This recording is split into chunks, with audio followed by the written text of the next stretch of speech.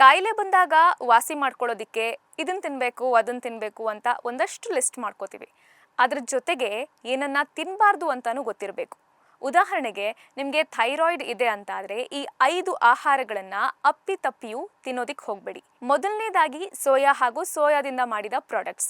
Soya chunks, soya ಹಾಲು, soya sauce, tofu ಈ ರೀತಿಯ ಸೋಯಾದಿಂದ ತಯಾರಿಸಿದ ಆಹಾರಗಳು ಥೈರಾಯ್ಡ್ ರೋಗಿಗಳಿಗೆ ಒಳ್ಳೆಯದಲ್ಲ. ಇವುಗಳ ಸೇವನೆಯಿಂದ ಥೈರಾಯ್ಡ್ ಔಷಧಿ ಸರಿಯಾಗಿ ಕೆಲಸ ಮಾಡೋದಿಲ್ಲ.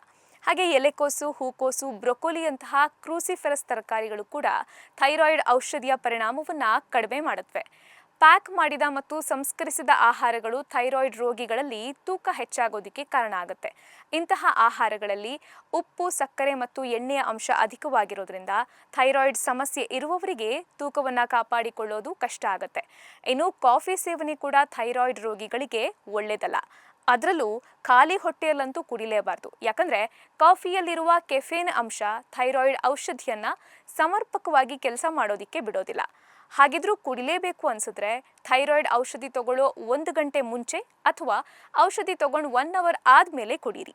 ಹಾಗೆ ಥೈರಾಯ್ಡ್ ಹಾರ್ಮೋನ್ ರೀಪ್ಲೇಸ್ಮೆಂಟ್ ಥೆರಪಿ ತಗೊಳ್ತಾ ಇರೋರು high calorie foods like cheese, butter, fatty fish ಇವುಗಳನ್ನು ಅವಾಯ್ಡ್ ಮಾಡಿ. ಇದೇ ರೀತಿಯ ಇನ್ನಷ್ಟು ಹೆಲ್ತ್ ಟಿಪ್ಸ್ಗಾಗಿ ಡಾಕ್ಟರ್ ಬಾಸ್ ಯೂಟ್ಯೂಬ್ ಚಾನಲ್ನ ಸಬ್ಸ್ಕ್ರೈಬ್ ಮಾಡಿ.